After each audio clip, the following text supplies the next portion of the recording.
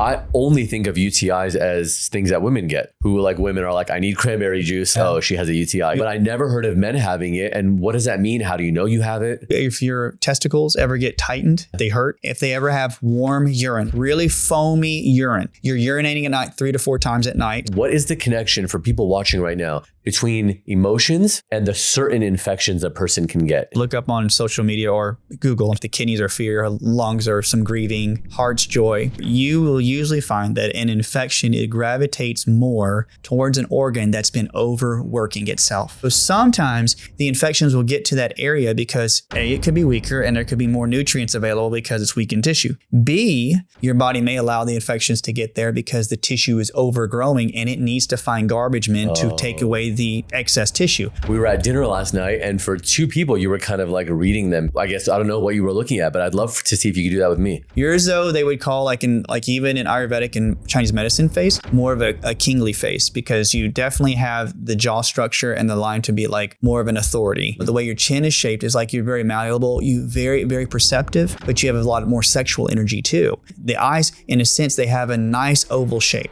which means that there could be sadness in both sides of your family that your family is trying to release. Ever since I wrote my goals down with the pen, my dreams and reality have both been blending in. I just hope that in the end, my debt don't extend me on my dividends if it did. Your reality is literally being created by the quantum field around you right now. Most people think the space around them is empty, but quantum physics proved it's packed with energy patterns constantly affecting your biofield. Your phone and Wi-Fi are creating electromagnetic chaos that's disrupting your natural frequency. Here's what's wild. Scientists figured out how to actually flip this. Instead of your environment draining you, it can actually heal you by broadcasting beneficial quantum frequencies into your space. I actually use this app called Quantum Upgrade in my home, and the energy shift is incredible. You control it from your phone and feel the difference in minutes. And I really want to gift you with that quantum field. So just comment quantum and I'll send you my code to get it for free. Dr. Chris Motley is a certified acupuncturist, expert in traditional Chinese medicine and frequency medicine, and the host of the Ancient Health podcast, which I've had the honor of being on. Welcome. Thank you, my friend. So great. I'm just so glad that we've been able to reconnect and talk, my friend. You know? Yeah, it's been amazing. We started at dinner last night. And of course, the first like 30 seconds of me sitting at the table, you're telling me about this brain detox that you were on, right? Tell me about that. Okay, so I've noticed this. This is about 5 or 6 months ago. You know, when people have like a symptomatology that kind of reignites or gets inflamed, I was noticing this, that I always am finding different things I could suggest to a patient. So I'll put myself through it many times. And so I was doing new laser therapies, like people do laser therapies, cold laser therapies. Oh, I keep hearing about cold laser therapy. So I was taking a very high powered laser, and and I would put on different settings. But one of the things I was noticing, that I was putting the laser on certain points of the head that would be related to like the pineal gland and pituitary. But I was starting to slur my words. So I would notice that I was slurring the words. So it's Wait, you mean like while the laser is on, or after. in general? Oh. So I would be like, I would notice that I would have some drainage around certain parts of my brain, and even my neck would get tight and I would slur my words. So you think, well, strokes, mini strokes, things, because I would be like, like my tongue, and I was like, oh, okay. So I don't really usually freak out. I'm just not one of those. You're observing it. Okay, well. So what I did notice was that I started having pain and pressure like right behind the ears. So, you know, we do different types of frequency testing, and I went to another practitioner, and they were like, I think there could be hidden toxicities left over, like old mold, maybe some candida, and candida was a little bit higher. And, but I knew that there was probably like old Lyme toxicities. I don't know about an infection, but I was like, there's gotta be some toxins in there. Well, one of my friends, he is an older gentleman. He did some testing on me. He says, well, you need skull cap. And it was really profound, because I took higher amounts, because I don't take very high amounts of herbals, but I took a higher amount of this. And would you know, at the nighttime, I started draining so much out of my digestive system, and my head would start to drain. I was draining so much, my ears would ache. And I was like, okay. But where does that drainage go? Through the lymph? Usually through the lymph, because behind the ears, you'll have those small lymph nodes that go down your neck right beside your carotid. So long story short, it took me down this path, and I started using my Avant laser, and I was getting skull cap. I was detoxifying. But the crazy thing was what had shown up was old toxicities that had some old Bartonella toxicity, which is like a Lyme co-infection toxicity, and certain types of bacteria that were like related to H. pylori, which is a heartburn bacteria. All that to say is that then I studied higher that those can go into the brain and get into the lymph nodes. So I was using cold laser therapy, and man, when I was doing it on those points, I would be driving, and you know me, I'm doing high powered. I would do it before I drive, and I'm telling you, I would drain, and my ears would I could hear it draining out of my ears and down, like, and I was like, I would be like, man, I can feel this, and my head would feel like your head. You were doing it while driving too? No, I do. Well, I'm actually able to take my laser and do this, but before I would really get on the road, I would do it. But it felt like somebody took your head and picked it up, and like you're floating, and then would set it back down. And from that, though, all that to say is my brain, I stopped slurring. My vision got corrected more in my right eye. Mm-hmm. And so I started to go more down the rabbit trail about us talking about toxicities and brain toxicities, and not trying to hyper focus on a certain detox. But I was finding that my way of thinking got very clear. Like I wasn't as scattered. I wasn't as going from boom, boom, boom from every single angle. I was actually very controlled after that. And so, you know, when you say that things come to you for you to learn, and again, I do not like to look for things after they happen, but whenever we talk about anybody having chronic headaches, migraines, jaw pain, I really started to investigate all the things around the ears. And this is a cool kicker. I grind. I don't know if that has anything, but I grind like you wouldn't believe. So this is what so at night, I would notice I would breathe normally. I don't snore, but I noticed I'd go. I was like, so I went and got a thermography by one of the leading ladies in Nashville who does thermography. And all the areas where I had the drainage were white hot here. And it went down to my collarbone, right underneath my heart. Stomach, everything completely cool, completely fine. And when I started to do those toxicity releases, when you're talking about grinding, it was literally like somebody like flushed all this out of my body, like out of my head. And what actually did that? The cold laser? That and a few herbs. So I've been taking nattokinase. I take that all the time. Nattokinase. I did that with a mixture of ginkgo, ginger, and American ginseng. All the time too, but okay, ginseng I can add. And then what was the other one? Ginkgo. And ginkgo, yeah. Put those together. So the natural enzyme. And ginkgo I take. There was another one you said. And and papaya. Oh, papaya, yeah. But I'll give you a bottle. It's called HemoGuard. It has all the mixtures of those. And so I'd take that with the nattokinase, and I would do laser in the morning. And I noticed that like neck stiffness went away and like cognitive ability. And then whenever we went to the thermography and started seeing it like drain and was getting better, I noticed though, for people really who wonder about eye floaters, people get eye floaters all the time. I noticed that my eye floaters increased. My vision got better, but my eye floaters increased because it was knocking loose some infections out of my eye. Wow. Guarantee it. Because I've had retinal scans and such that show it. So all I'm trying to say is this. When we talk about brain detoxes or liver detoxes, I'm not talking in a negative manner, like you never can get rid of it. No, it's just that we can cake up stuff in the mucus plaques around those areas. And that's why we take nattokinase or enzymes. So I'm always one of those individuals of looking at life like a consistent process. As in, I'm not trying to say like, if I do this a long enough time, this will be completely gone. And I love when things are completely gone or they're very low.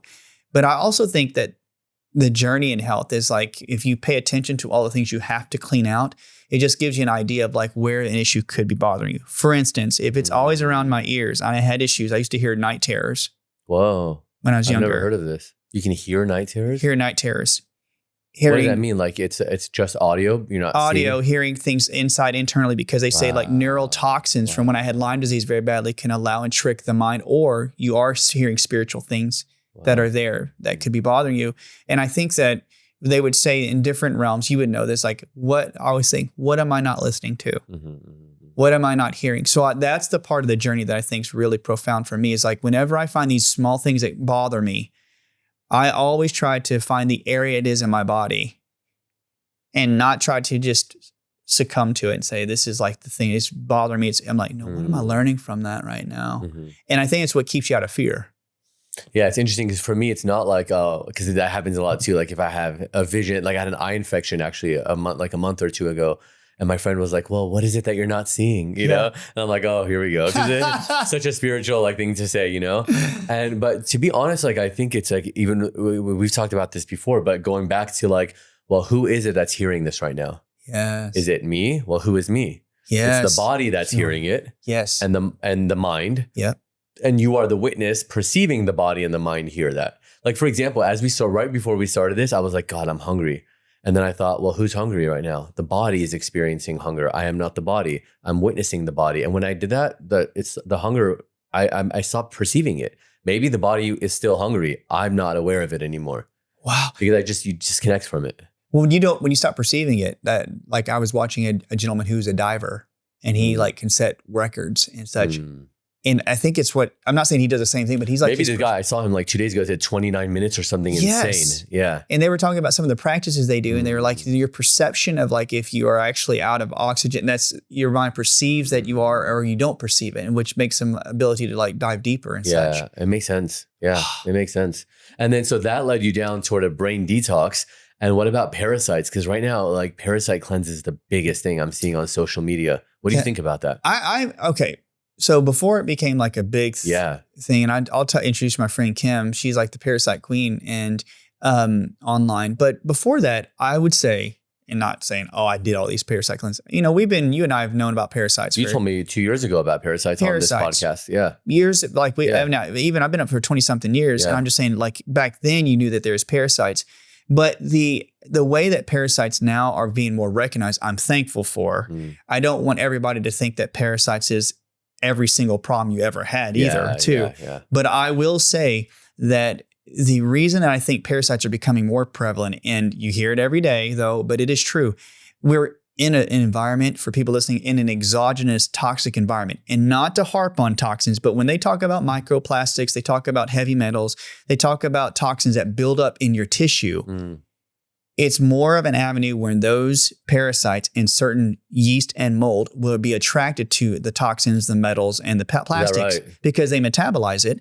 And the issue is like, if you research it, you'll find out like what metals or what plastics, not plastics usually, mostly metals, will cause funguses will metabolize it, and certain bacteria to actually run their processes. Oh, so when you're clearing, you're really like, when those cleanses, they're actually focused on clearing the toxins out. And then with that, the parasites go out because they no longer have a food source. That's exactly right. So there's things when you do kill the parasites, the issue that I've seen with individuals is like they'll pop open a parasite.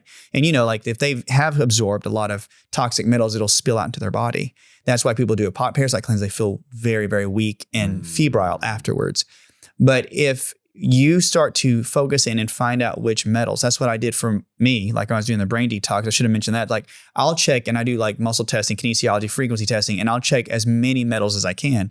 But what you will find though is, in my personal experience, is if you find things like iron or beryllium, tin, lead, cadmium, almost every single person who has a high stubborn amount of parasite that will not go away in an area usually was raised near a river or a lake that had some kind of runoff or toxic runoff in there.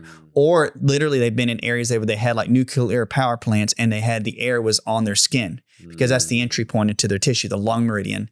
So all I'm saying is whenever I find that the parasites are the big deal, I always ask them, and I'm telling you, almost 100% of those individuals will say, yes, I was raised near a toxic environment, near runoff water, or I lived near farmland that had complete high amounts of metals. Now,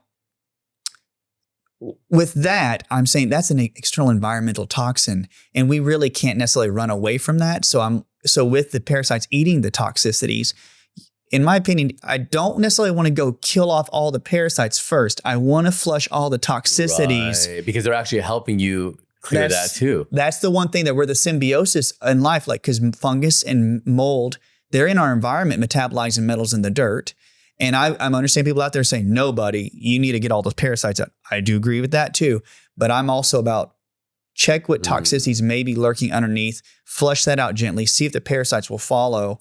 And I will say, I love that approach. I've had very good results with that kind of approach. It may take a slight bit longer, with that, with the body, but whenever, I will say this, whenever you flush a parasite out too quickly, and this is what they show on some research, they'll lay a lot of eggs or they'll reproduce quicker. Someone told me this because they know that they're so smart. And if they know they're being pushed out, they just immediately reproduce. They truly do. And when you watch, I had a lady on a virtual call the other day, and the doctor she utilizes down in her area was doing, dark field microscopy where they just look at her blood and at her husband's blood. And the amount of reproduction and the amount of growth that you could see in the blood, like in between the cells when they're wanting to flush, is pretty profound. Wow. So I always tell individuals, let's just knock it out. And that's what they try to do. I'm like, you don't want to do it that way. You really want to raise the energy first. So this is my question to you too. I love our conversations. Yeah. So I'm not going to say that I know all the pathways. I would say that I love to look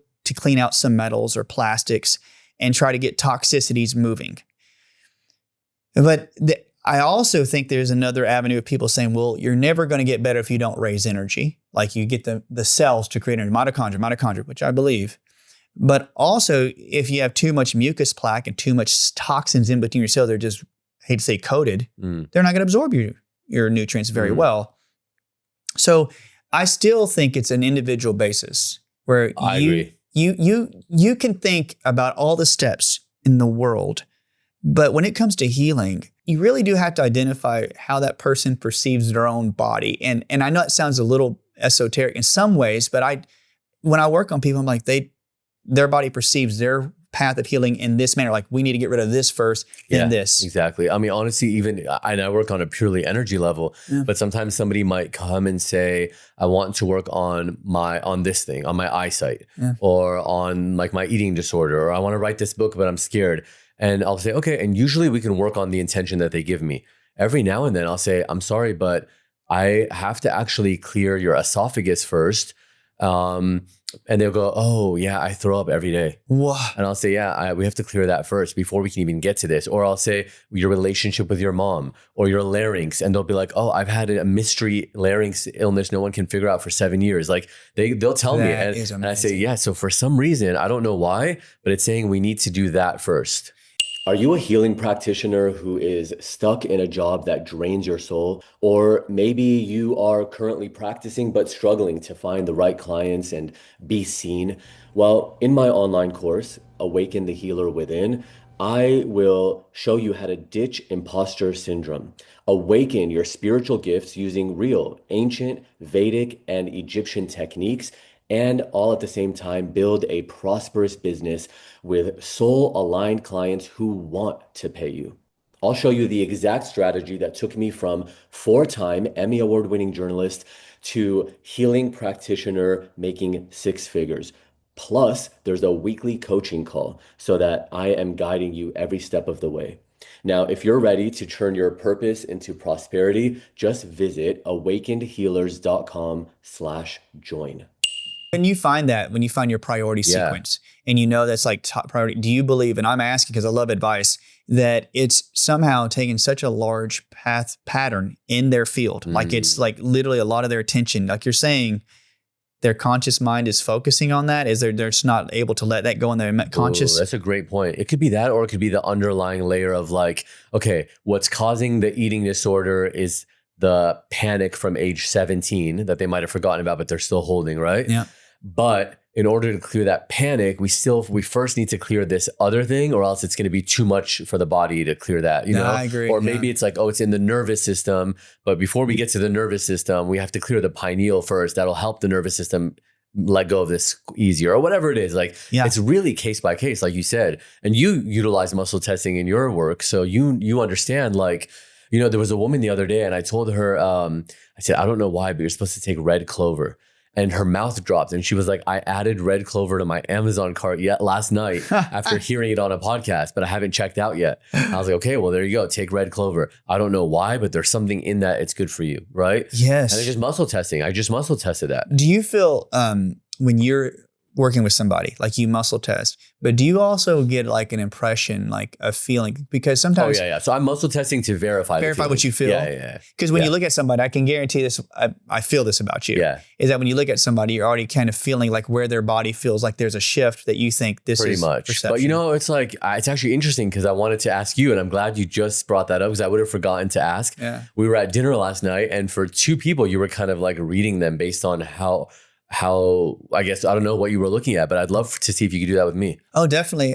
With it's facial diagnosis or just patterns around like individuals too, you could look at a facial pattern and you, again, like I'm not saying like I know exactly what Frank is going through or what his life is, but one of the cool things is that you can check shape. Now, if you look at a shape and the diagnosis from it, you can actually find out which organs may be, I say, imbalanced or maybe challenged. Yours, though, they would call even in Ayurvedic and Chinese medicine face, more of a kingly face, because you definitely have the jaw structure and the line to be like more of an authority. So, and chin, though, the way your chin is shaped is like you're very malleable, you very, very perceptive, but you have a lot more sexual energy too. And just the way that your facial structure is set up. Cheeks on left and right. One of the things is, though, you would look at mostly left side is more internal aspect, they say, about how you perceive yourself, how you internally process. Right is how you want the world to see you. And so with the left side, if I put my hand up here and I put right, like there's two things. Both sides, though, you can tell that the eyes, in a sense, they have a nice oval shaped, which means that there could be sadness in both sides of your family that your family is trying to release, in my opinion. Wow. So more is like you have more of a astute on your left side of how your dad could be more of an open, I don't say open-minded. I would say he's maybe a little bit more aware, whereas your mom's side may be a little bit more sad in some aspects. I can kind of maybe see that, Yeah. Okay. And so all that to say is that both of them, like with the way your shape of your eyes are, is that you have a lot of kidney chi that's in your family line. And I would say this, either not fear as I'm a fraidy cat, but I would suspect that your body would perceive that there could be the feeling, I never want to be stuck. I never want to be in a complacent spot. The family would probably feel like they're a fish out of water. Like I don't belong here in some old generational aspect of it, ancestral, right? Ancestral. But it's interesting too that you bring that up because even like always feeling like I need to keep moving, like it's definitely now. So I'm so rooted and centered in my, like, I love being at home and things like that. Yeah. But it was always on the go. I always wanted to keep moving, try something new. I don't want to do something too long, like a podcast for like 3 seasons. Okay, next thing, really successful at being a journalist. Okay, now next thing, energy healer. Now I'm really in that, Yes. Now as I get older and I'm deep in my practice, like it's much more rooted. But there was definitely all of that, like not wanting to feel trapped. Exactly. And that's what it really is. Like even just going out to the beach or running in nature. But like I always feel like I need to just like, I can't feel stagnant or trapped. That's and your face would be like this. Like you're not living in it at all. I would say you're very completely aware of it, because the great thing about you is like you have really full cheeks, which means that you recognize abundance. And you recognize, not just saying money, I'm saying in life, like you actually like love the abundance of life. Like, no, I love living here in the present now. Yeah. And really, like when you see the lines right here on the face, it means you have started to understand work-life balance. Wow. Which is really good. I'm not trying to overtalk, guys, but I would say for him though too, one of the biggest things is that the way that you're like the fullness of, I love the shape of your nose. I don't think it's overtalking, because I think people like, this is how I learn too. When I have people on, I love, like, I'm like, look at my chart and see if it's an astrologer or if they do it. Like that's how people can really grasp this. That truly is. Like with like the shape of, like, I love the midline, the shape of the nose, which means this, it's like you are, things like quality is very, very important to you. And that's how the shape of the nose means that you could sniff out if something's not good for you. Like it really is. Like I know if somebody's true or not. Right. So you have to have abundance. People who bring you abundance because of the shape of the nose, the way it's shaped over. I'm not trying to over.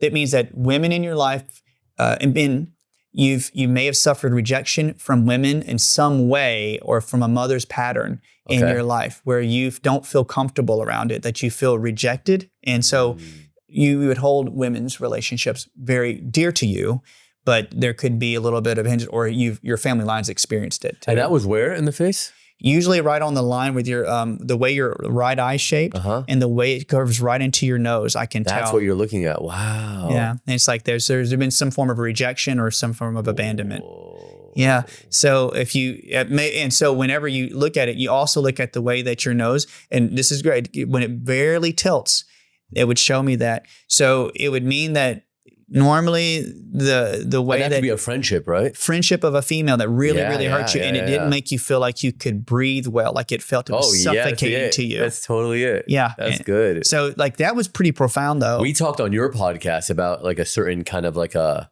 friendship, and that was the one I was describing. Really? Yeah. Yeah. See that? I mean, it really did profoundly move you. It saddened you. For sure, but changed my life later for the best, like for the better, because like so many awakenings came from that. See, that's the thing I love about talking with you. It's like when you recognize, because that's why your cheeks are nice and full. If they were gaunt and you would completely be overtaken by it. Wow. Also too, when you have a lot of, like you have a nice shape right around the temples, which means that one of the things we have to make sure is that you always make sure you nourish yourself. Mm-hmm. So it's very important. Like you say, if your body was hungry, you have to pay attention to that. I know you know that. So you have to make sure you nourish yourself. You're very focused. The way that the king shape face is that you don't have angled up eyebrows. You have very round, which means you're malleable, as in a good way. You'll listen, but nobody's going to push you. Okay. So we know that. So your ears are shaped to be a good listener. You are. It's so amazing that because everything you're saying is actually, it aligns perfectly with my astrology chart. Really? Like everything you're saying, they all say that I've been a king in every life before, basically. It's like always royal. This one I chose to not because of, what we've always talked about, the riches of just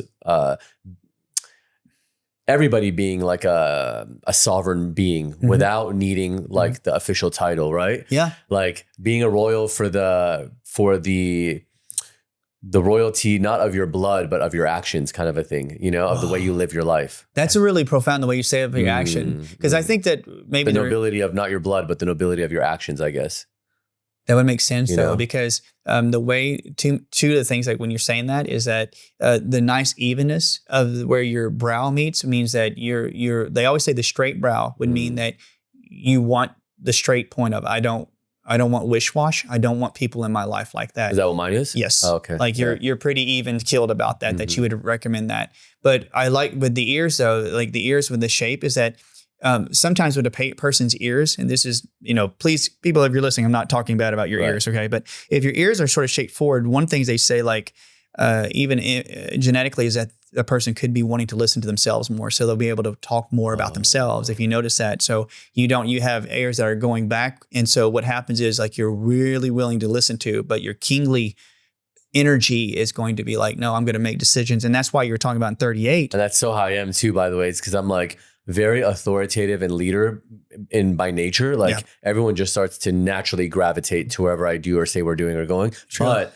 I'm always, even whether it's my team or anybody, I'm always like, what would you do? How do you want to do this? What do you think? And just really always empowering them to be the leader. But when I'm like, no, we're not doing that. We're not doing that. You know what I mean? See, it's like, but you're very open to hearing people's opinions. Totally, But at the end of it, right? Because your face totally would tell me that. And one thing I like about it is that the way shoulders are towards your neck. Okay. So if one side comes in and like when you tilt a bit, it just means that, especially down here in the shoulder where the shoulders meet the chest, is that you could feel the weight that people in your past or present could put a lot of weight on you. And it digs deep, like it would dig deep, like you would take the responsibility of it, like this is my cross to bear kind of. But that's what I was saying about like also like what you said earlier, which was so perfect about work-life balance, how that's coming now. It's only this year, I think, that I really have perfected that. Where like between each client, I'm doing something for myself. Yes. I'm eating whatever I want to eat. I'll take a walk. I'll like whatever it is that I want to do. I do something for me every day and between each client and before and after. And like, fully nourishing myself. And like the reason why I stopped taking phone calls, like I don't take phone calls, and I'll do like a Zoom meeting or something, but I won't take like idle phone calls with friends. Like if you want to see me, cool. Like let's make plans. We'll hang out. Fine. But I don't take phone calls because I do find myself very easily, I'll take on everybody's stuff. Yeah. And I'll even be like, I'll be thinking about it before I go to bed. Like, are they okay? I wonder if they ever solve that thing. Like, it's like, it's a big deal for me, which is why the friends in the past have like latched on And some of these friends would last like 10, 15 years. And I'd realize like, wow, I was literally like their dumping ground. Yeah. And so now it's so important for me to, and it's so funny you brought up the shoulders, because I've only noticed it in the last couple of weeks that my shoulders were rounded.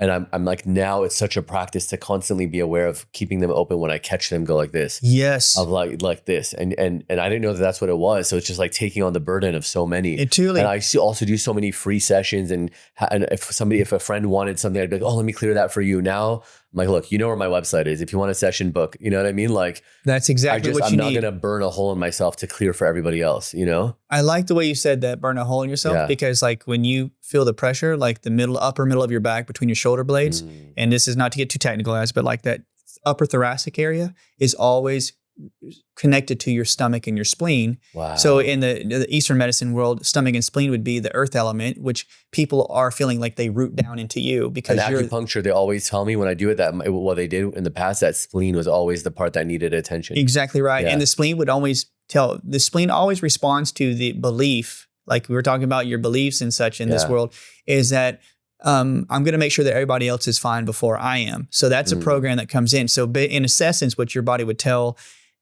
what you're telling, maybe I'm saying this, like I think you're aware of it totally, but what you could be telling yourself is, I'm okay, I'm all right, and I can take care of this. That's what it was. And so you will essentially tell your immune system, like, I don't have to fight off anything. I can take care of it myself. Whoa. So all white blood cells, come on back to the spleen. Come on back up here. You don't have to worry about going out and investigating. And the problem with that, though, is that what happens is you take on everybody else's burden so much that you'll tell your own nervous system and immune system to just calm down because they're more important.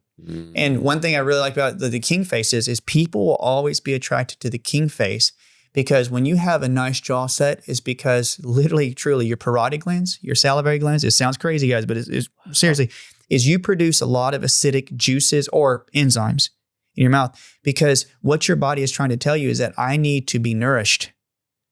So that's why I'm saying, you say burn a hole, you have to nourish your esophagus and your stomach. So you would take time to eat, and you would take time to nourish yourself, going on a trip for you, because your face is literally saying, my face is set up to ingest, to engulf. Wow. And so whenever your body feels like you're hungry, keep practicing that. And that's why but I know you know that. I do, but it's so profound to see that you can know all that from a face. Your facial lines would say that. Really incredible. Yep. And you can also tell, without getting too much ahead, but I love looking at even the smoothness of the forehead, which means these are all like digestive, but you would normally really you cherish, like you are letting go out of your digestion, you are flushing. The only thing I would say is this, that with your eyes, with your sadness, is that's the part I think you're actually consciously looking into, like why am I sad or feeling this way? Yeah, because I thought about it like 2 days ago even, and I was realizing that, and I kind of said it to myself even, like, first of all, I've always had sadness, but it was always, before it was sadness that it was like, oh, poor me kind of a sadness, right? Yeah. Oh, I want this, I want that. Like I'm saying, like growing up, right? Like teenage years and stuff. Now what I realize though, is that as I become more spiritually aware and awakened, even when I have glimpses of pure, infinite, full consciousness, I had one last night, right? I've told you this. So last night I'm meditating, I don't meditate anymore. I stopped all my practices about a year ago because it just like life had become so profoundly my meditation. And I would go into these like crazy vortexes, these portals that are just undescribable. And so last night I'm just sitting there and I kind of closed my eyes for a second and I just start seeing fractals, like these insane fractals. And I don't see fractals. Like even on ayahuasca, I never saw fractals. Yeah. I'm not a visual person. When I close my eyes, it's pure dark. I just see eyelids, like the color of your eyelid. You know? Eyelids, you can't even tell me to visualize something like see your grandmother right now. I couldn't do it. I see just pure one color blank. Yeah. And I see all these fractals, and there was one that I just fixated on, and it was red in the middle with pinkish and orangish hues, and it was full on fractal. And as I'm focused on the red, I literally hear the voice of like the creator. And of course, like I would say even our concept of God is an illusion as well, of like what we consider it to be. And so even that voice, I think, was an illusion, but it's how it needed to speak to me, how I would be able to hear it and understand it. But it said something, and it shook me to my core because I did not want to leave. It was the most, it's probably what somebody experiences in the near-death experiences, the most pure, blissful state I've ever experienced, and I did not want to leave it. But it shocked me so much that I went, like I screamed and I jumped up to my bed. And then for the next hour, everything had a bluish reddish hue in my waking state. But I say that to say, even though it's so profound and amazing, there's a deep, deep sadness that hits my body and my mind for weeks after an experience like that, because it's like, wow, I really am just a dream. I'm not real. Everything I ever thought I was, every dream, every relationship, my mom, my dad, everything was a dream. Wow. I don't exist. Wow. I exist in the mind of the creator who's having this amazing dream, who's having billions and trillions and unimaginable amount of dreams. And this is one of them. How do you... And so there's sadness that comes with that, where I'm just like, wow, not for me, not my consciousness is happy. It's the witness to all, but it's witnessing the body and mind experience sadness. And then sadness for all the people that I see suffering, the clients that come to me, the people walking around who I'll see them walking their dog and they're on their phone and I feel so sad for them. Like, wow, you're just so stuck to your phone when, like, look at this tree that there's like a lifetime of lessons in this tree. And there's like, your dog is desperate for your attention and you're yanking at it and you're yanking at it. Every time it tries to go smell something, like, be present with your dog. He's trying to smell a flower. Yes. And you're just like yanking at it because you don't even realize what's happening and you're on your phone. And I'm like, so I constantly experience sadness. Yes. Scientists just discovered that your house is making you sick and tired. The electromagnetic frequencies from your Wi-Fi, smart TV, and devices are creating chaos in your nervous system, and you think you're just tired, but you're actually being drained by invisible energy pollution. Here's what's wild though. Researchers found a way to flip your environment from energy vampire to healing sanctuary. Instead of your space draining you, it can actually charge your biofield with beneficial quantum frequencies that boost focus, energy, and performance. I started using Quantum Upgrade in my home office, and it's honestly like someone turned up the volume on my life. I have clearer thinking, better sleep, and way more energy throughout the day. Your environment should be supporting your highest potential, not sabotaging it. So comment quantum and I'll send you my code to transform your space into a quantum healing field for free. Do you feel like whenever you are getting the constant sadness, that you are absorbing, that you naturally... I might be, I don't know. I don't know how to answer you've naturally that. trained your body to absorb maybe, fears? Because I would assume, like, because... what would I do? What would you, if a patient came to you and said that? Well, the one thing I always say, like, because your voice is so profound, so great, it's like that your voice has got that nice tonal to it. One of the things I always tell people when they have a good voice is that the back of the throat, the sputum is always related to your kidney adrenal area. So the Ming, when you first, the original gene, the chi that comes from your parents, that cultivation, that's the first part that forms is your kidney tubule before your heart does. And this makes sense, guys. I know it's nerd talk, but when it forms, the tube, the lower end becomes like in a male, the prostate, the penis, the testicles, and the middle part becomes your actual flowering buds for your kidneys. And when it comes up, that part will feed into part of the neural tube that also accentuates breath and also helps you with your throat. And so all that to say is when you have a voice, it usually tells me that you are not having problems with your kidneys, but your kidneys are a big focal point for you. This is blowing my mind because kidneys has been coming to me every day this week. And I'm like, why does kidney keep coming up? Kidney. If I'm muscle testing, if I'm asking for even other clients, because I do believe, and I don't know if you see this with your patients, every client that comes to me is a reflection of me. And every time I'm like, oh God, this is something I need to look at. This is something that's happening in my life right now. So everybody I've worked on this week has had kidneys come up. And so I was like, why? What is it that I'm not seeing? I'm with you 100%. I think that you don't say attract those images. It's just like it's a reflection of you. Right. Like whenever you... So what are you seeing? What do I do with this kidney thing? Normally I would suspect this, there's a couple of herbs, and I'm not trying to say you solve everything with herbs, but I would say that you want to increase the chi to the kidney, so I can write down, but I would do like an uva ursi berry.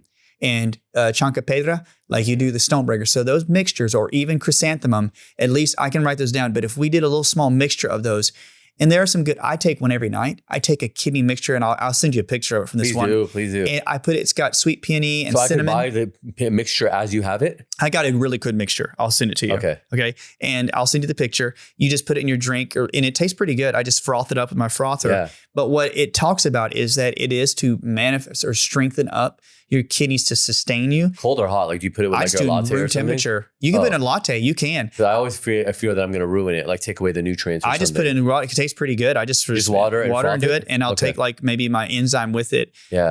But with that sadness though, I'm not saying it will cure it, but I would say is that you want to cultivate. It's called, the triple warmer. Yes. One of the fascial sac is around your kidneys, that peritoneum area. You have to increase the energy to that area. So encouraging the drainage of your kidneys would make the electrical patterns around it. So I'm saying take that. And when you say grounding, which you're already doing, you're doing the grounding and you're out there. Yeah. But also too, whenever I always say doing deep on your own back massages in the actual flanks in those areas.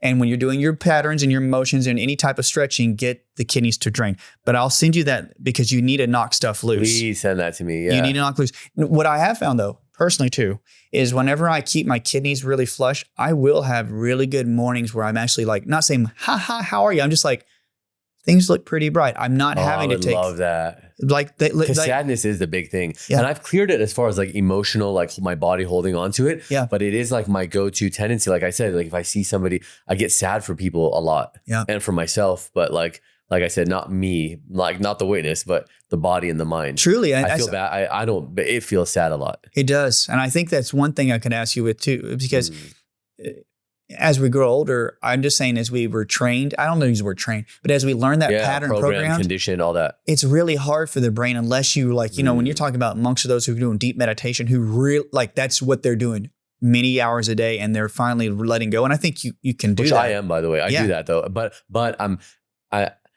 that's what I'm saying though, is that even in the transcendence, then I witness that the body and the mind feel sad, realizing what they really are. That like, wow, I've been calling shots the whole time, but really it's spirit that is.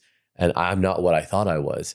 And then so there, like I do notice, and hopefully the next step of that is transcending that too, right? Definitely. And that's a great point. Yeah. You made a great point. Like why did I go into that state and I go, like, it's like, oh my God, I almost didn't want to be in that blissful state. It was too blissful. Yes. And I was afraid that if I got too into it, that this part of me would end. See, that's amazing. It's pretty profound because one of the things that when you say you didn't want to leave that spot or like it's not your norm. Yeah. One of the things they say about the kidney area is that you would always feel, again, like you always have to be on the move. I have to move. It's because you'll feel like you don't belong. So you have to, like, this is my suggestion is that when you feel like I'm down, like where I'm just part of this dream is that, yes, you recognize it. Yes, I'm very observant of it. But it is part of your cultivation in some way. So you have to keep. And the work-life balance, like you said, because honestly, a big part of not belong is that. Yes. It's like, and I don't want to get too far. Like I want to move on with the questions about you, but like, there is a lot of that. This is a great combo. Sure. I love this stuff. It's good. Well, you know what's so good about you bringing this up or all of this with the facial stuff is that we started the conversation talking about your brain detox and infections, possible hidden infections. Yeah. But then we went into now sadness, emotions. So I want to know, what is the connection for people watching right now between emotions and the certain infections a person can get? Oh, that's very proud. So let me just give. Like, I know you talk about this. Truly, I think that if you guys watch some of the things we do on my social media thing or Instagram, but if you guys just do this, look up on social media or Google, put organ in Chinese medicine, organ clock. Yeah. All that we're going to say is the organ emotions relationship. I mean, you guys out there who probably listen to Frank, you guys already know that there's going to be like the kidneys are fear, lungs are some grieving, heart's joy. But the infection is where you will usually find that an infection, it gravitates more towards an organ that's been overworking itself. So mine would be the kidney and spleen? Yes, because the kidney has had that programming installed. Wow. And it builds muscle like a muscle. It builds tissue like a muscle. So it's working this whole time to actually help you adapt to the sadness that you're perceiving in everybody around you because you're absorbing it. So it builds strength, it gets bigger. And so your body will do a couple of things. It goes, okay, Frank is aware of this, But at times it can weaken the tissue because it's just overworking and overdoing it. So sometimes the infections will get to that area because A, it could be weaker and there could be more nutrients available because it's weakened tissue. B, your body may allow the infections to get there because the tissue is overgrowing and it needs to find garbage men to take away the excess tissue. So it's a double whammy, they say. Yeah. So what I'm saying with infections, if you find yourself like, let's say you have bronchitis and you're like, I get a cold every summer. In summer, I get allergies. My first thing is, well, people say, well, you're not grieving something, right? That's true. But anytime you know that your parent or your grandparent had any type of grief in their life, you will attract the same patterns and have that infection. In my sessions, sometimes somebody will have one woman too, she had restless leg syndrome and she had it for like 20 years. Yeah. 5 minutes on stage. She came to one of my retreats in Costa Rica, cured. She never had it again. I hate to say that we're not cured, but you know what I mean? Never had it again. Yeah, never had it again. And this was like constant. It wasn't like, every now and then. It was like her legs never didn't move. Yeah. And there was a lot of stuff from when she was 19. I remember that. And she didn't remember any of it. When I was like, this happened at 19, this. And she was like, I don't know. And I was like, okay, well, let's clear it. I didn't think anything was going to happen because she was like, I don't remember that. I don't remember that. So I was like, maybe I'm off, you know? Yeah. But she never got it again. But there was a lot of inherited stuff from her dad. Whoa. So I was like, you have inherited grief, I'm making this up because I don't remember now, but inherited anger, inherited whatever. And this is like other practitioners talk about this kind of stuff all the time too. Yes. Yeah. When you found the inheritance, I think that when infections, and we clear it from the parents too, by the way. When you clear it from them, that's it. Because energetically, we're taking it away. That's like now your mom and dad won't have that either, you know? And I think when we talk about like why an infection exists or why does it keep coming back, unless you're like living in an environment where there's complete infections hanging out. But you're right. Whenever you see like the parent would come down the pipe and they have the same thing, because you see that when patients, you'll say, I have a problem with my lungs. They go, yeah, my mother had that too. Yeah, and it's so true. It is true. And it's interesting to hear it from your perspective too, because it's like, it's almost like illuminating for me because I'm only seeing it in my little world. So to hear it from your like medical perspective and that you see it with patients is really interesting.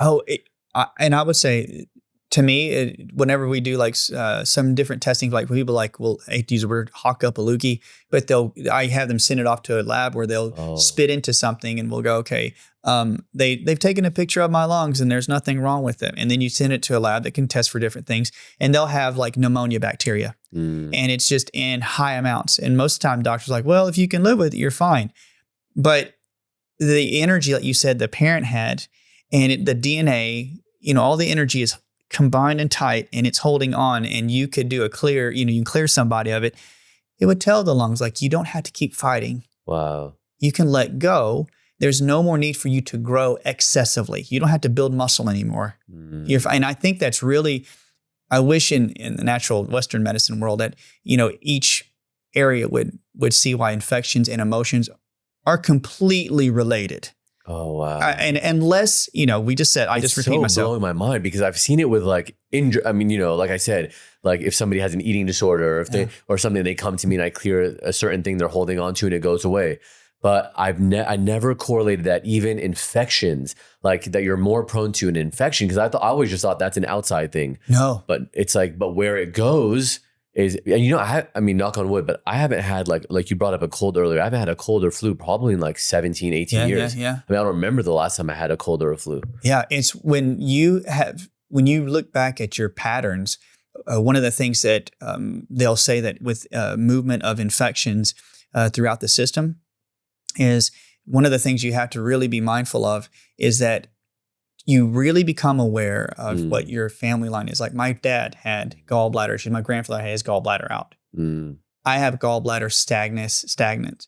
And what happens is I know my dad, and I love my dad, I'm just saying, but he's had some really issues with being overwhelmed, frustrated, and some resentment. Whereas my mom worried so much. She just naturally worries. So what did I do? I have a stomach surgery in 2017. I had upper digestive issues. So I get one from each parent. And so my muscle overgrew in my stomach and it finally popped open.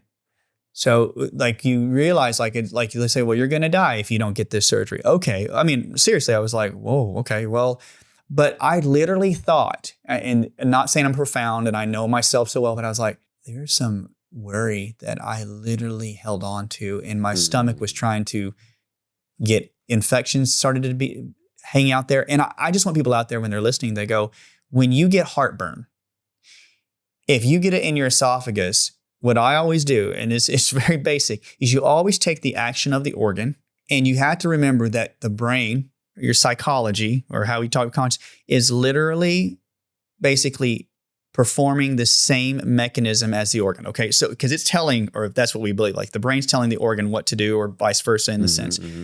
So whatever your organ is doing, it's because the brain's already thinking it. So if I'm having heartburn and I can't push food down, it's because you can't ingest life, because the brain is thinking that. So it will stagnate the muscles around your esophagus, and what will happen? You'll start trapping infections in there, and they start to fester. It is a way your body is telling you that there is a problem here, and you better correct that psychology for it to pass through. So I always tell people, look at the action of the organ and find out the problem. Like there is a statistic, you know, people love statistics, but there's one that talked about, gallbladder being taken out. And I was like, okay, well, when is a gallbladder taken out? And these are from nurses. I hope it's like spot on. But they said that gallbladders and appendixes are two of the biggest organs that are removed normally after people are married. Wow. Okay. So then you think about the action. And it's like, what is the gallbladder, right? What is the gallbladder? The gallbladder usually suffers from having to hold on to too much, because it's actually holding on to all the bile that the liver has dumped into it. Where the appendix is, it's the appendix, that little place right by that little valve where all your small intestine stuff is about to turn into crap. So what's happening? You're like, I can't let go of the crap because I have to hang on to it. It's like you said your dad had a lot of overwhelmed in his life. Always Yeah. trying to prove himself. Always overwhelmed. Somebody gets their appendix out, it's because they're backed up. They have to hold on to a bad relationship. They have to hold on. They know they're stuck. You know the one I told you about, the eating disorder? And I think, I don't know if we said this on your show, but one woman, she did a testimonial, so I can say this. And she wrote it, but she had an eating disorder of like maybe 18 years of starving herself. Yeah. But she said that she literally said earth-shattering fights, screaming with her husband basically every day. Yes. And we did like 1 or 2 sessions at that point. They haven't fought. She's like, Frank, we had 1 fight in 6 weeks. And she's like, in fact, she was like, we have nothing left to talk about. Can you put them back? You know? she's like, we're like, can you put some of the arguments back? She's like, we have nothing to talk about anymore. But I was gonna say, it goes back to what you just said, where she couldn't poop for 15 years unmedicated. She had to take medication every day to poop. I swear, one of the best testimonials I ever got. It was my first session with her ever. And we might have cleared her that valve, the ileocecal. Yes, ileocecal valve, and her appendix. First session ever with her. An hour later, I get an email. I pooped! ! She didn't have to take anything. She hadn't done that in like 15 years. Wow. Just poop on her own. I love it because, but like you said, holding on. She was holding on to the fights, holding on to the relationship issues. It's like, let it go. Let it go. And so I did a session on her husband the other day, and she said, and I said, can you send me a photo of him? Because I want to see a photo before I can work on him, because it was a remote session. He wasn't in the session. He didn't want to be on the Zoom call. And so I said, send me a photo. And I said, oh, it's such a nice photo. And she said, yeah, you know what? His friend sent me this because it was from his birthday the other night. And I thought, what's all the fuss about? Like, he's so great. I'm great. Like, we need it. What are we fighting about? You know? Wow. And so it's really funny that it's like, yeah, she was like, what was I holding on to this whole time? Like all these like fights. But it's so funny that you just said that, because I'm like now seeing it medically. That's it. That's so profound. So what did I hold on to? Like, see, it's making my mind real. Whenever you look at a fight or somebody coming after you, it's like, this is really toxic to me. It's waste in my life. It's wasting me away. But I have to close up that valve and hold on to all that backwash. Wow. It won't go anywhere. And so the infections build up near the appendix, and it just throbs, and they have to get rid of it. I will tell you, man, I've had individuals, I've done some stress work, and I've started cleaning things out.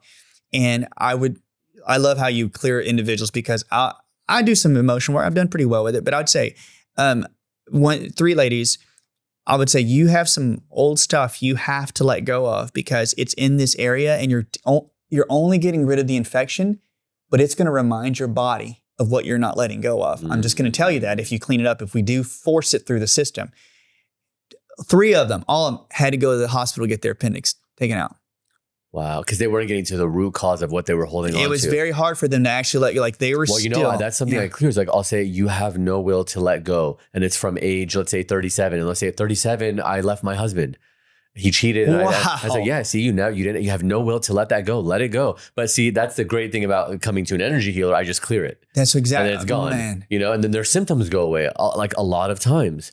But you can also, you know, I always tell people, you don't have to come to me. You can work with plant medicine. You can meditate. You can go to a retreat. Like there's infinite, as many people as there are in the world. That's how many ways there are to get rid of it. It's true. You know? I think like, you know, because you can have magnetic therapy. Yeah. You can have people that do tuning forks, Rife machines, radionics machines. There's so many different ways to do it though, but they're attracted to you. Yeah, certain people are. And look, I always say that, like, why are they attracted to me? Maybe it's something, they're reflectors of me. Yes. Like I need to clear that thing too. There's been so many times. I mean, there's even times, Chris, I don't know if you get this with patients, maybe if you're like empathetic, but even before I know what their issue is or before we even get on the call, I had one woman in Colorado, like a few months ago, she's a regular, but right before she came on, my eyes were itching and scratching. And she even came on. I said, I'm sorry, I need to go wash my eyes out before we start this call. They're burning. And I get back on and she goes, I want to work on my eye sensitivity today. That's what she's like, I'm having eye redness and sensitivity.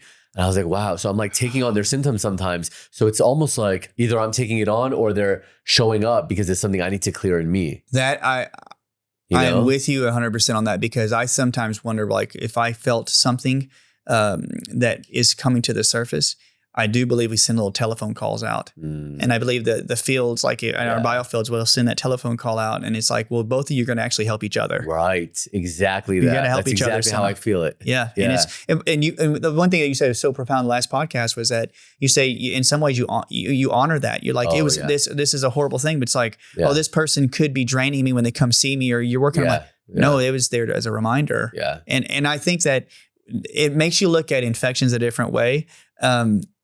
And when people tell me like, oh, I've got this problem or that problem, I'm not saying I'm above anything and know more than anybody else at all. I'm just saying that my mind goes around the rabbit hole of what is the body, like you say, holding on to, not letting go. And people just use that flippantly. I'm like, no, there's something in your psychology that you are not letting go of. Yeah. And I just love it that you're like, for 37 years, for crying. I mean, with that lady, that's amazing. Yeah, it's insane. Like, honestly, it's like, it blows my mind still to this day, because I never have expectations. So even when they come in, I say, look, this might get better. It might not. I don't know. It might, maybe another area of your life will get better. Yeah. You know, but then when I get these testimonials, I just can't believe it sometimes. And, you know, and it's like, you know, people could say, oh, well, what about placebo and this and that? But it's like, but when I tell them like, no will to let go, you were 37 years old, and they'll say, that's the year I got divorced, or that's when I found out my husband was cheating, or whatever. It's like, that's not placebo. I mean, that's like laser focused.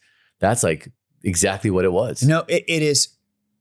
I had a patient, and like when you say that there's no placebo to it, and I won't mention names, but she was like, basically in a nutshell, she had an event where it involved her family with this other couple, and it was about trust, basically. Mm-hmm.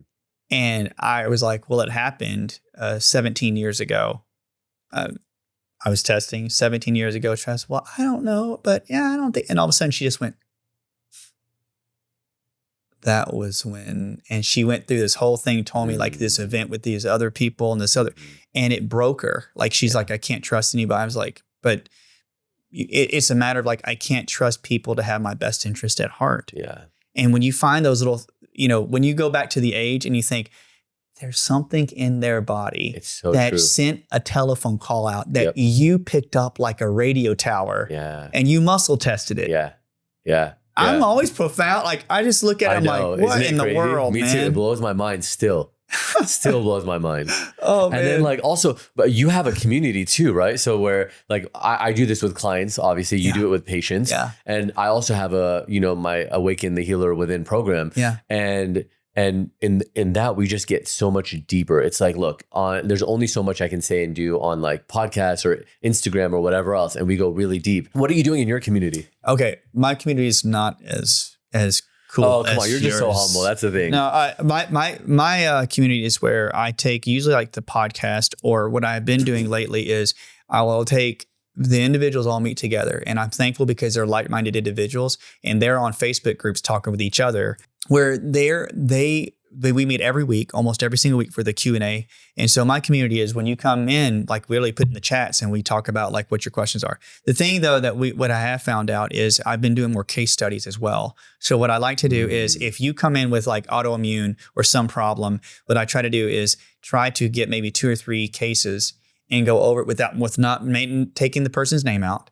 And even if there's a lab or something like that, and not trying to make it too technical, but when you go through it, you can go through it and find out, I would show you like this person probably has a problem within their lung and they probably had issues with the grieving in their lives. And so you put all of it together. And so people who are listening, they chime in and go, like one lady, she goes, I literally was raised 4 miles from Chernobyl.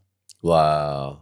And I've had this issue she's near Ukraine and all this area. And she was talking about, and I was like, you can't deny that. It's not, like whenever these people get together and they're giving them advice, and that's how my community is. It's just very so they're giving each other advice as well. I give advice. I'll say, this is what I suspect you would need. Yeah. And I'll do some, like, they love it too. Whenever I say, well, let's do like a check on you. And then they're just like, oh yeah. Bring it more and more and more. You'll muscle test and muscle do checks test. and stuff like that. And they do love that. But I really am thankful that the community they come together. So that's my community. Well, how do they come together, or how do you guys come together? We just do Zooms. And so, Zoom, right? Okay. But I have found that they've been pushing me more to do like a live event, where we all get together. That'd be really cool. It'd be fun. And I think it's like when you say you have your people come together. Yeah. I'm learning better how to cultivate like a bigger group. So what happened is I started growing it, and it was not me growing. It's just like the energy started flowing. I was like, it's going to get rolling too quick, and I'm not going to be able to serve the people in a way that I'd want to do it. So I sort of backed off and didn't push as much, but people hear about it. And so they come on and they listen to it. So I usually talk about what's on the podcast, but I love case studies because it's real life and people learn from other people's cases. Exactly. Yeah. Because they're attracted. That's why you were looking at my face and I was like, and getting the reading, and I was like, yeah, keep going, because that's how people learn. Exactly right. They might look in the mirror and go, oh, I have a big jaw. Or, oh yeah, my right eye does that too. Yes. Yeah. And when they do it, like I love it when they make those connections when you're on the call and they say, well, I'll say, put your hand up to the screen, and I'll be like that. And I said, well, the heart's fatigued, right? What are you looking for in hands? Are you looking at the lines or the color or both? Okay. So what happens is if you I'll see like on the right hand here, but see, you have a smooth, but let's try to move it. Okay. But he's got really like on this side though, is Frank though, if you see like the this is my right hand, right? Yeah. If you see here, like you'll see those 3 lines right here. And you'll see like how he has directions. All that to say in a nutshell is that Frank has lots of directions he can go in life. And he's also wanted to diverge in some way. But down this area right here has a lot to do with bladder and prostate, sexual energy. And so what would be good is that he's torn in many directions in that way. So you're not just say sexual energy, but energy like umph, like that energy that comes from deep down. It's like I have a lot of sexual energy. Yes, it's insane. And it's like being focused. But that can also be transmuted to other things. Exactly right. He doesn't have crazy lines, but up here you see how he has calluses because he works out, and I get that too. Exactly. Yeah. But whenever you have more calluses up there, normally I always tell people that it has to do with your lungs or your sinuses up there in those areas. Also, like eyes and ears. So I always say eyes and ears and lungs around those areas. So you would start to get a pattern in a person's hand. Wow. And so when you find the discolorations or heavier lines, you don't try to like pick people apart and say your lungs are bad, your eyes. Not at all. No. You just look at discoloration, slight torques or twist in the tissue, and they're at that moment. You find which area on the hand where they're at right now. It's tough because it's like a roadmap, but I had to pick out which area you're at right now. So with you don't have like a discolored hand horribly, which you already is like, there's a lot of directions. And when you say discolored hand, okay. So when you if they had like a lot of spider veins or something, you don't have that. Like you don't, you have a pretty. You could have that in your hands too. Yeah. You mean front or back? Both. Wow. You should see some of the hands I've seen. Like so when you look at this side, it's smooth. Smooth. Like you don't have like horribly like pronounced arteries and veins in the back and such, but like the knuckles. Knuckles. I just noticed that. Knuckles up on the top normally usually mean definitely it's going to be hidden sinuses. And there's some redness there, right? Yep, little hidden sinus. I told you that I think last night at dinner where I don't really blow my nose. I don't get boogers. But I do have, like, I can do that a lot. Yep. And that means like maybe there's a little bit of a film up in the sinuses where could be some chronic infections, but it's like that could be genetic coming from the parent. Yeah. My dad had that. Yep. He had to have it cleaned out. Definitely. If you don't have a problem, it's your parents that are passing it down to you. So it shows you on your hand. So you're like, you don't have a really problem with it now. Wow. I'm excited to see what happens when I take the stuff you're going to send me the picture of, the kidney one. Oh, yeah. To see what else because that might clear up some of this or that or something unexpected. Definitely. Like the tension in my jaw or whatever else. That's the one thing I always think, that whenever you find like one of the main pieces, like you do with your clients, you'll find the one main piece. Yeah. I think that you're not to blow up your head or make you feel like you're trying to impress you. I just feel like the kidneys is you're not feeling like you belong is a really big thing for you. Wow. So I would think like you're saying like, well, the belonging is a big thing too, because in general, like, yeah, if I like friends might invite me to a birthday party or this, that, and I'm like, I'm not going to go because I'm just going to be like, I want to talk about aliens and meditation. And like, I don't want to go to some Hollywood Hills party and be like, but then I'm realizing now actually that a lot of people really love that stuff. So we'll go and they just are like I'll try to be like, I'm just going to talk about normal stuff, That's exactly. And then they're the ones who are like, and what do you think about meditation and past life and this? And I'm like, oh, good, cool. Like, I feel, like this is great. They're drawn to you. Yeah. Like and then they want to talk about it. Exactly. So I'm like, okay, cool. This is awesome. So less and less I'm feeling like that whole I don't belong, but for sure I have that. Yeah. Keep definitely allowing that to come towards you. Man, okay. Thank you for this. Yeah. I want to ask you too. I wrote it down. We're going to go way off topic here, but about UTIs. Oh, yeah. Because I only think of UTIs as things that women get. Like, how many friends, all of us guy friends have had who like women are like, I need cranberry juice. Like when we'd be in like college or something and you're like, oh, she has a UTI. You know what I mean? Yeah, yeah. So, but I never heard of men having it. And what does that mean? How do you know you have it? Normally, men have UTIs more often than they believe. But when a man goes and has like when he urinates, I'm just saying, this is not to be crass, but I'm just saying, men have all had this, but like if your testicles ever get tightened, people say that they hurt, they get tightened. While they're urinating or in general? In general. Okay. If they ever have warm urine, like literally some people say, like guys will say like, well, my urine feels like warm. Literally, they'll say it. And if you have really foamy urine, like foamy, like it's like bubbles, because people will have that.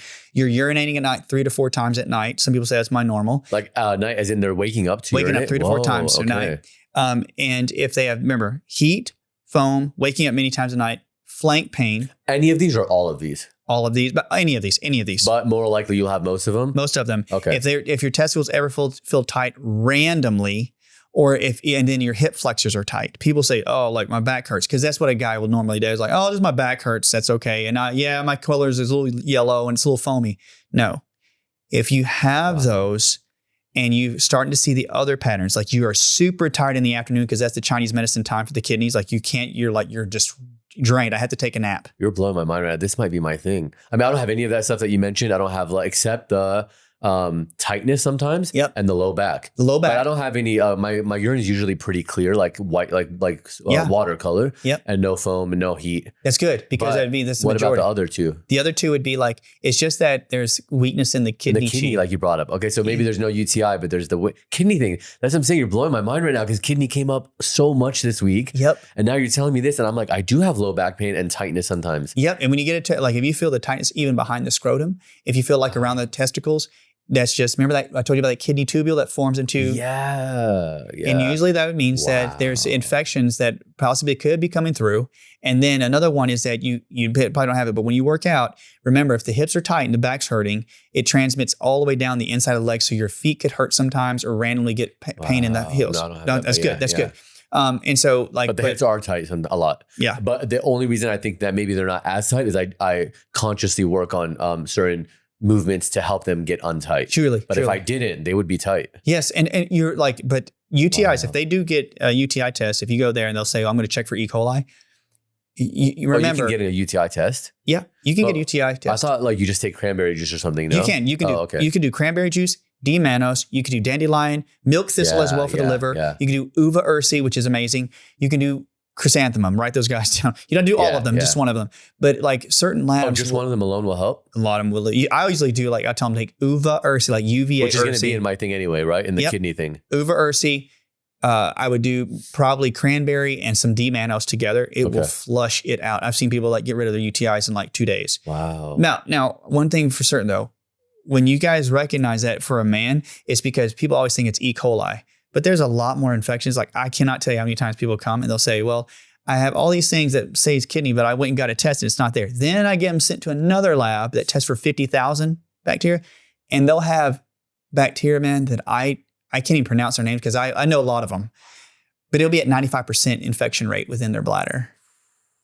And they're like, why? And then you go back You're and just then walking around with this. walking around with it all your life. Wow. And you know what the thing is with the kidneys, why I'm always very adamant about the kidneys, and you're doing the right thing, is the kidneys in Chinese medicine, it says it creates the marrow. So the kidneys, it truly is physiology. Whoa. The kidneys create your marrow in your bones or contribute to them embryologically. And it also contributes to the marrow of the brain. So I didn't know there was marrow in the brain. It is, because this is what they say. The Chinese medicine, they look at the bones and put the marrow in the same way that you would look at the brain being inside the skull bone. So if you read a lot of old texts, they'll say that nurses, especially there's like these, I don't like to use this terminology, but they'll say they call it crazy brain or small brain syndrome. But like my mom had it. When they have UTIs, people go a little mental, if that's what we can call it. And they'll go, oh, they have a UTI. A lot of doctors will say that. Why? When the kidney is tired or infected, it affects your neurology. It affects your way of thinking. So if your kidneys are lightly fatigued, you're not going to think straight all the time. Honestly, I can see that. And I can even, I've noticed in the last like year or two that I'm more fatigued than normal. Yeah. And wow. Yeah. Wow. Dude, just remember, we don't have to go and check for all of it. I'll give you that herbal name, but I'm just saying, just make it a point to like cultivate and nourish the kidneys. That's the thing, right? Yeah. Just nourish them. You're like, I'm there for you. It's okay. Ooh. Let's go and let's do this together. Nourish it by taking that thing, the but herbals, also just herbals. You're doing the ground to it, and like you just said, castor oil around the waist. Castor oil. So I've seen this became big, right, on YouTube, where people put the castor oil and they sleep with it on. Yeah, like but you can do it. I put castor oil on the back around the flanks where it gets in there. I think if you what are you doing? Just putting castor oil on and then what? Wrapping with what? Like well, they have people watching. What are you they wrapping have it with? online. It's one's called oh my goodness. Oh, you buy it. You don't just do it yourself. No, like you have a wrap. They actually have a wrap. Put the castor oil on the thing and you wrap it around and put it right there on the flanks. Wow. And then what you can do is, like you said, remember, stretch your hip flexors. Yeah. And allow the blood to get up to your pelvis. Let's say drink water, but drink water. Do the uva ursi, maybe some dandelion, D-mannose, cranberry. Keep flushing it out. And you have to then cultivate and make sure that you work on your fears. Fear of that's a big thing. So those are my big points. Some people just don't really want to face their fears. I'm not putting them down. Yeah. I'm saying that a lot of people just want to go out to the ocean or the beach or the ground and put their feet in the ground and just ground. But if you get a grounding sheet, or I don't like this lightly, if you love to hug trees, if you're a force bather, those will help your kidneys tremendously. So if you really take it seriously, you do it. That's what you should do. If you have weak kidneys, but you are fixing your parents. So one thing though, you have to do it double time, like you just said, because you cleared it from your line, but you're clearing your parents too. Wait, hold on. Let's think about that, because so I clear it energetically. So I know that's why it's being cleared from the parents.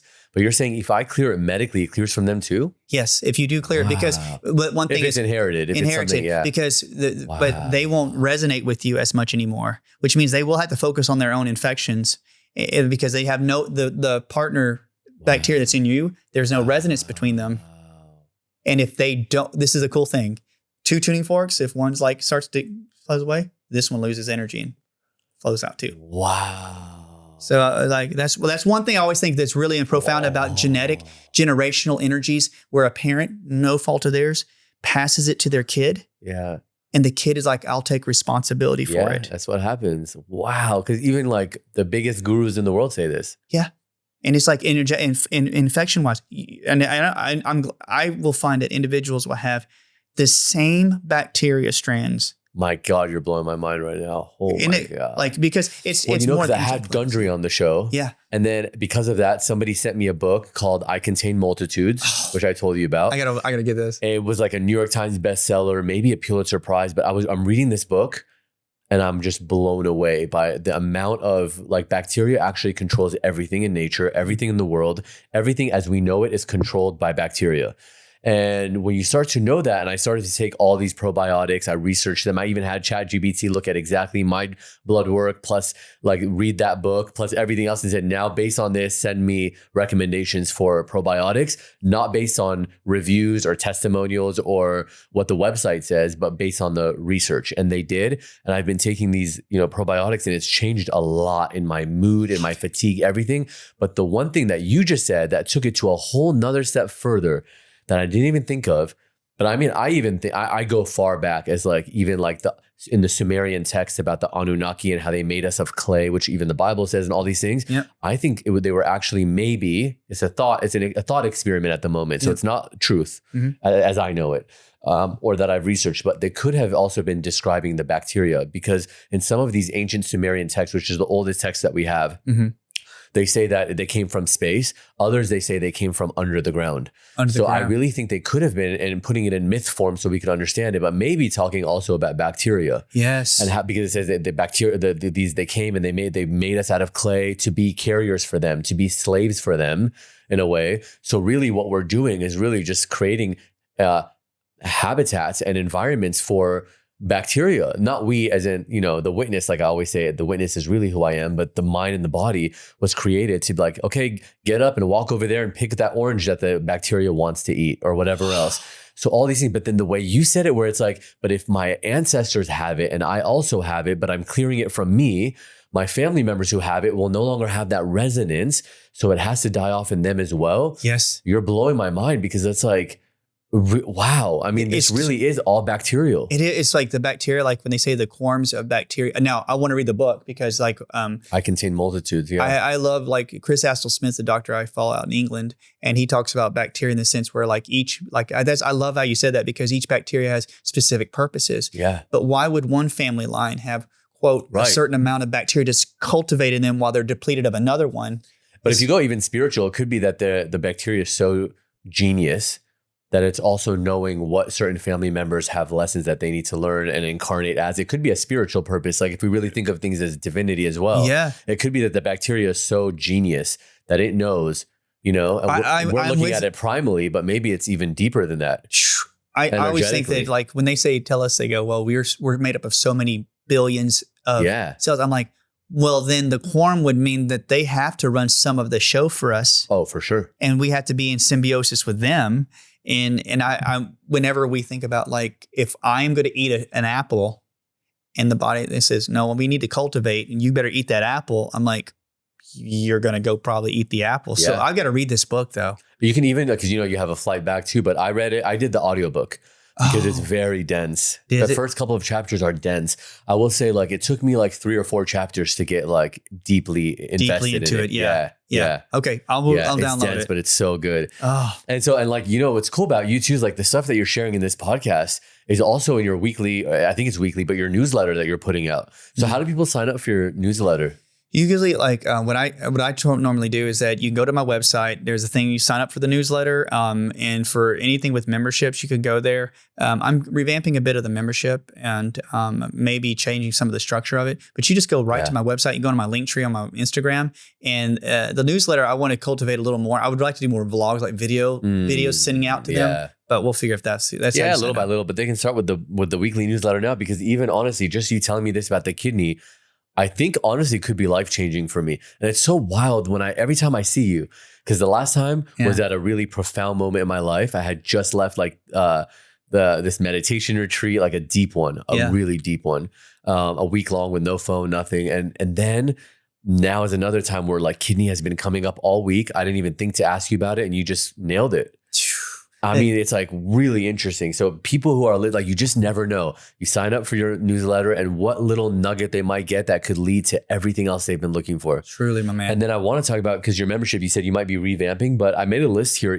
I wrote it down this morning of what is even available in that membership program. And it's incredible because you have complete access to your library of educational videos, which is always growing because you're always adding to that. Weekly live Q&A with you, which you just kind of mentioned as well, where you're even looking at their hands. Like he just did a facial analysis on me. You could be doing that for people on the call, right? I do, yeah. And then there's a resource hub with downloadable charts and guides too, which is all really cool. Yeah. There. Like just like common things. I always say we keep it very simple. Yeah. And then when they come in, it's funny now because sometimes they'll be talking to me and they're like, so I didn't fall asleep at this time, but I woke up and I had this condition, this symptom. So it's probably gallbladder, right? And I'm like, whoa, good on you. They would go and look at the chart? Yeah. Like, and they know. And I'm like, that you didn't have to need me. You just go find stuff with the gallbladder. Isn't it cool too? Cause like I'm in that phase now with Awaken the Healer Within, where first it was like so many people that I'm treating. And I know you and I both had the same thing where we experienced burnout. Yeah. Like a lot of burnout. You had to like switch the model of how you work. Yeah. and I had to do the same where I'm just seeing a lot less clients now.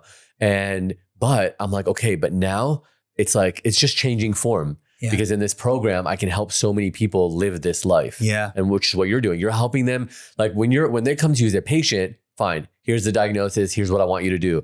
But when they're in your membership community, it's like, okay, I'm helping you now live this life. That's exactly right. It's like literally like people say, what are you doing this differently? I would tell you exactly how I would approach this. And I just want you to know that I know it seemed like it's, you just got to get some of the lingo down, but once you get the lingo down. They can help others now. Like if their mom is like, hey, my whatever, you can be like, they can be like, oh, that's your gallbladder. That's exactly, you go and help your kids. And that's exactly, I always say it's for the mother who's tired and has some questions. I'm like, I even teach them a little bit of self-muscle testing, even though it's hard, but that's in my program too. We have a whole module, muscle testing, and then one kid, Ethan too, he might be, him and Raina are the two youngest in the class. So I mentioned earlier, Raina, but he's like, he was on the call this Sunday and he's like, oh my God, I'm muscle testing everything. He's like, it's amazing. I get the answer for everything. He's like muscle testing everything. He does it in a sway test that's like his way. Cause when you're first starting out, that's the easiest way. And he's like so excited about it. He's like a young, like rock star kind of guy, He loves it. So fun. He loves it. I love it when people do, like one of my colleague friends, he's